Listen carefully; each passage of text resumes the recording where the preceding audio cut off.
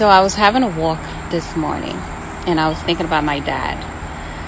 My dad, he's from the silent generation. He was born in the early 40s.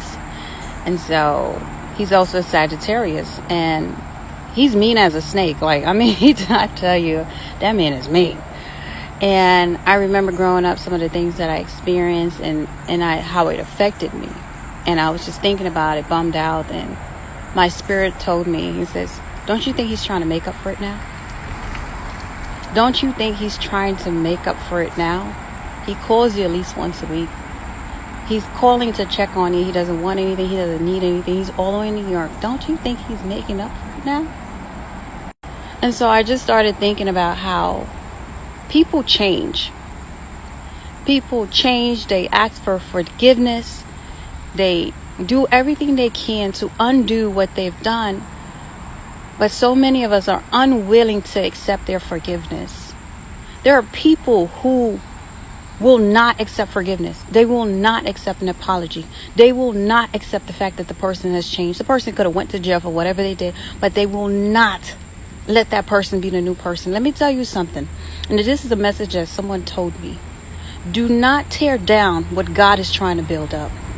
If somebody has done something to you and they have repented and they have acknowledged their mistake and they have moved forward with their life and you are choosing to bring them back because you are at a place of unforgiveness, you're going to have God to deal with.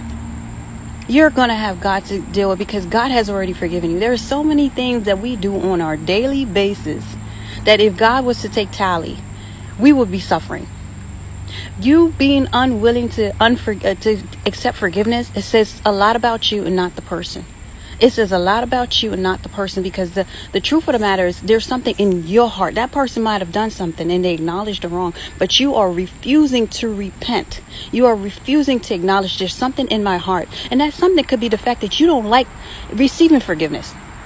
Maybe you don't like the fact that the person was man or woman enough to acknowledge that they did something wrong because you don't know how to do that yourself.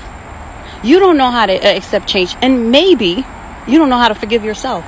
Maybe you've done things and you have built up such a wall that you don't know how to accept forgiveness from yourself. You cannot even forgive yourself. And so you mirror that unforgiveness. You project that unforgiveness to people.